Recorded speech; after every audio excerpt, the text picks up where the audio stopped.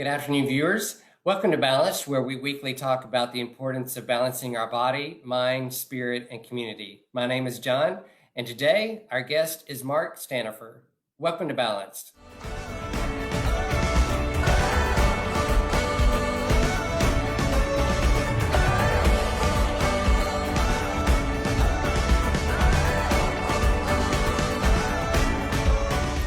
Well, good afternoon, viewers. Welcome back to Balanced. We are continuing our Family Balanced series. We've had the last 2 weeks where we've had some really fun conversations with some gentlemen, and today I get to introduce to you another gentleman who's going to help us talk about family balance. And we're going to go down the spiritual lane today, talking about how parents play the role, what role should they play when it comes to developing and establishing and maintaining spirituality in the family. So to help us with that, I've invited a friend of mine, and I'm going to go ahead and introduce him and then let him tell us a little bit about himself. You see on the screen, Mark Stanifer. Welcome, Mark.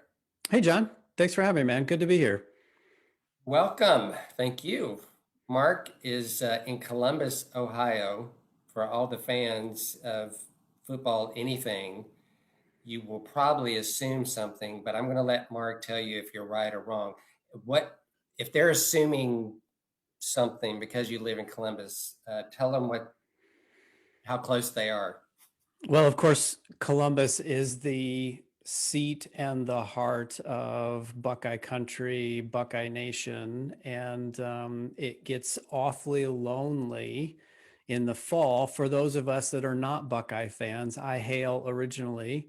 Ooh, I like what I did there. I hail originally from the state of Michigan and am a University of Michigan fan. And so, like I said, it gets lonely, and it can get a little. I can feel a little animosity at times from the Michigan haters that are here in the Columbus area. But go blue and hail Michigan. Well, I'll just tell you, if you were here in Bradenton, Sarasota area, you would never be lonely. There are plenty of Michigan people here. And if you're watching and you're Michigan, go ahead, go blue, put it in the comments, and Give us Mark some won't love feel here. lonely. That's right. Yeah, there's plenty of them. Actually, one of our guests a couple weeks ago, Pastor Steve, he's all about Michigan. Fantastic. Yeah, viewers, Mark and I met each other several years ago when we were doing some coaching training together, and we've just kept in contact. And Mark, I'd like for you to share a little bit about the type of coaching and work that you do, which will help us see why you're invited to talk about this topic. So you have a very particular niche that you do more than this, but there's a particular passion that you have regarding family and fathers in particular. Tell us about that. Yeah, of the things that get my time and attention professionally these days, one of them is a venture that we call The Next Man Up, which is the mission of this venture is really to raise up the next generation of healthy and godly men, because we believe that when that happens, everybody benefits. When the man knows what it means to be a man, what's expected, and what it looks like to not just be good at being a man, but be good at being a good man, and we would define that as healthy and godly, then everyone around that man benefits for the good. And so through a number of different ways, we are helping fathers to embrace this responsibility that they have to raise up their sons into men, into healthy and godly men. And so it's something that was born out of work that I've done in my own home with my two boys, and quite honestly, a space that God nudged me into to help carry this message to other dads out there, to encourage and equip and challenge them to step into the role and the responsibility that is ours as fathers, including the topic that we'll get to today, which is the spiritual development and the spiritual leadership for your kids and your family. Yeah, it's fun to watch from a distance. Of course, we talk often, and I get to hear how things are going. And viewers, you can follow along, of course, what the work is that Mark and his team do at Next Man Up through the website, and you have a podcast, right? Tell us about Yeah. that. Yeah, the website and the podcast are under the same name, The Next Man Up. And the podcast it's a broader conversation about all things manhood, masculine, fatherhood, and we cover all kinds of different topics. John, as I was telling you before we got on the air, our most recent episodes are about travel sports, and I'm recording one in the near future around pornography. And so, like, we cover the gamut of topics that are affecting men, males, masculinity, fatherhood today, and it's really just a growing conversation about these topics, and it's a medium for us to explore and share that content, and it's become something that I certainly enjoy and learn from all the time. Is in those conversations, and as we have guests on the show bringing their stories and experience. And anyway, thenextmanup.com is the website. The podcast is The Next Man Up, and thank you for the opportunity to plug that work. Definitely, and I'll put a link to that in the feed for everyone, so you can not have to think about it or search for it. Well, viewers, we're going to go ahead and dive into our topic today and show why I've asked Mark to join us. And the topic that we want to address is this topic of the parental role in establishing the spiritual foundation in the home. Is that really your role or not? How do you own that? How do you go about approaching that? It's maintaining that, all that kind of stuff. And Mark, I know you and your wife, Kristen, have really tackled this question, and not just recently. It's been a while. Go ahead and tell us how many. I'm putting you on the spot, Mark. How many years have you guys been married? 25 fantastic years, and I'm hoping for 100 more. Me too. So, uh, so when would you say? First question here. When would you say that either you, as the dad, or you and Christian together, this sort of clicked off like this is really our job, and we're going to own this, developing the spiritual foundation of the house? When did that happen? John, I think for both of us, we had a good understanding that at least at the time that it was our responsibility when we got married.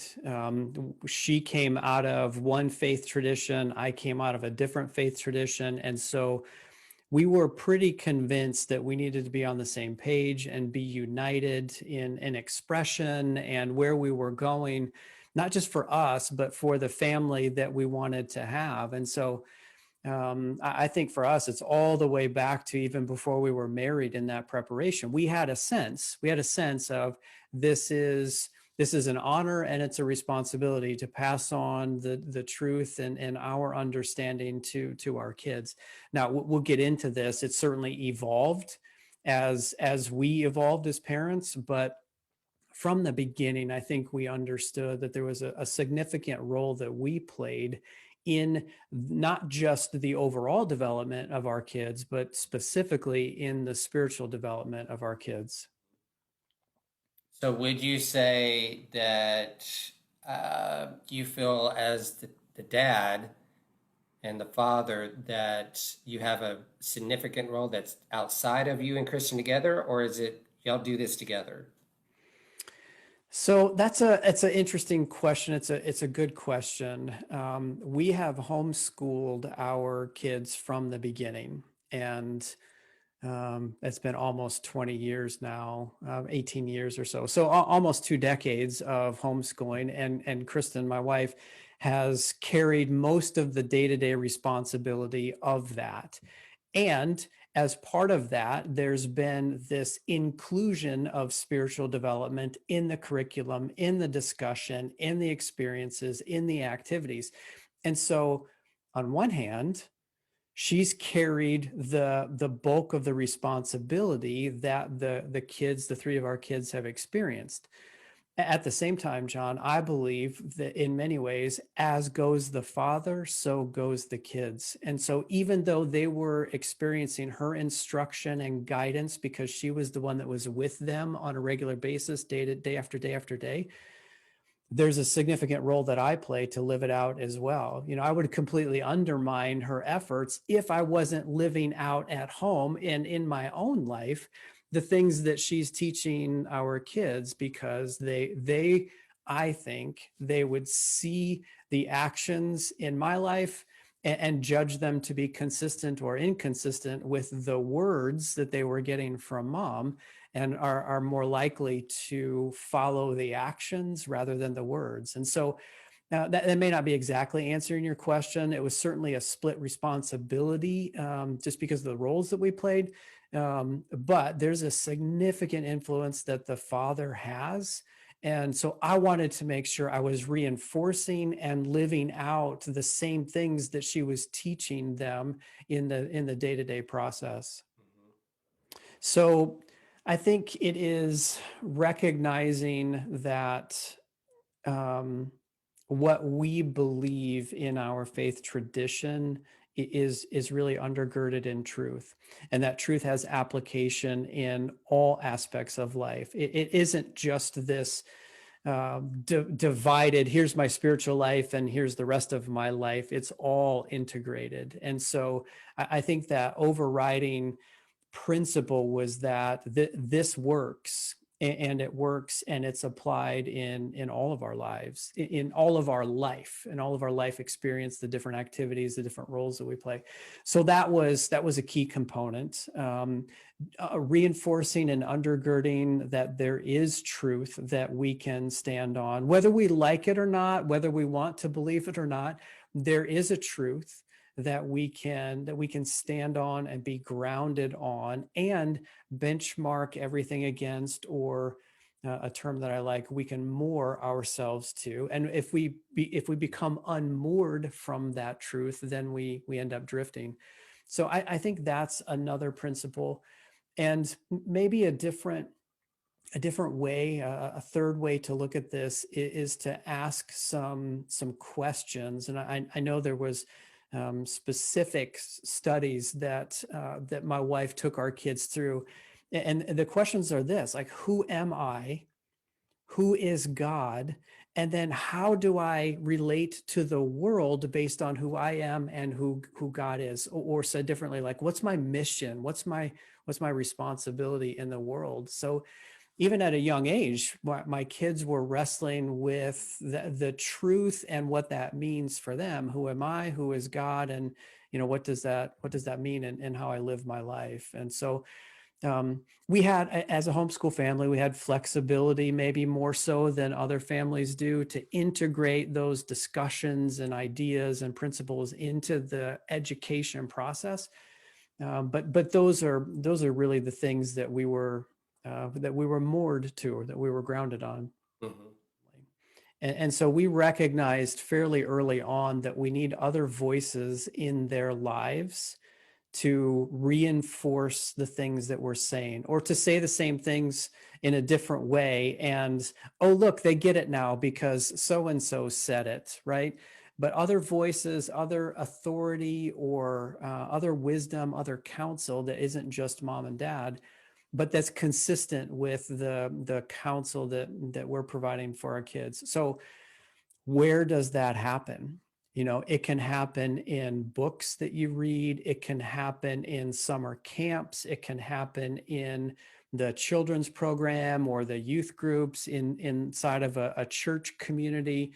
There's all kinds of podcast resources. There's video-based teaching. There's so many different resources out there for people to take advantage of and to leverage and to share, and that would be age appropriate for kids. The Jesus Storybook Bible is one that comes to the top of mind. It's a fantastic book, Mhm. and it basically it allows you to see Jesus and this whole idea of love from our creator from the very beginning all the way to the very end. So there's a fantastic resource for younger kids. So I have a true or false question for you. Okay. Ready? Uh, my family is perfect, and we've never had a problem when it comes to spirituality. Is that true or false? That would be false. Okay. That would be a big false. So when you've had those scenes, it's like this is getting bumpy, or it feels like as parents we're failing. Whatever those thoughts have been and those emotions have been. What did you and Christian do? Yeah. So even in our best efforts and our best intents and attempts, there's been lots of shortcomings. And so a couple of thoughts to that question. They have certainly provided me an opportunity to apologize. In fact, just earlier this week, I texted my middle child an apology for how I handled the situation and a discussion that we were in. And it wasn't so much spiritual, but when I'm not living up to the example that I want to, it has spiritual implications. And so just this week, he's 18 years old. I texted him an apology, like, dude, I didn't handle that well. So learning to apologize, I think, is big. Recognizing, this is something I say all the time in the Next Man Up space, recognizing that your kids don't need you to be perfect. They just need you to be engaged. So that's not an excuse for being stupid or for abusing in the most broad sense, right? Abusing your privilege or whatever. It's not an excuse, but it is permission for you to not be perfect and to trust that your kids don't need you to be perfect. They just need you to be engaged and active and working on their behalf, working for them. So there's permission for the parent. Use apology as a tool. And I think the other thing that comes to mind is at some point in my parental evolution, I began to realize that I want to pursue the heart of my kids, not just get them to obey. And there's a lot that could be said here, but I'll say it this way. If you pursue obedience, as I did early on as a new dad or when my kids were younger, with good intent and the desire there for good. But if you just pursue obedience, you can get obedience and completely lose the heart and the relationship with that child. But if you pursue the relationship and the heart first, there's a much greater likelihood that the obedience will come because of the relationship. And, when I think about how God fathers us, his kids, that's exactly what he does. He wants us to surrender our hearts and to lean into the relationship. And out of that comes the obedience. And it took me a while to get there, but I see my kids different as a result of that. And I parent them different as a result of that. And I think it's just a much better philosophy to engage your kids when you're pursuing their heart and that relationship first. Thanks again, Mark, for sharing these thoughts. Very meaningful, helpful, personal illustrations of this. I appreciate you doing that today. Yeah, my pleasure, John. Thank you. Viewers, we'll be back next week for our final episode of this Family Balance series. So we appreciate you so much tuning in and sharing this content. If this is something you're like, man, I need some help, me and my spouse need some help, or I'm a single parent and I'm drowning in this, we invite you to, of course, reach out and look at Mark's resources and contact us at Samaritan. We'll be able to help you as best we can. So reach out to us and let us walk with you as you pursue balance in your family. Thanks for tuning in today, and we hope you have a good afternoon. We'll see you next Wednesday at noon.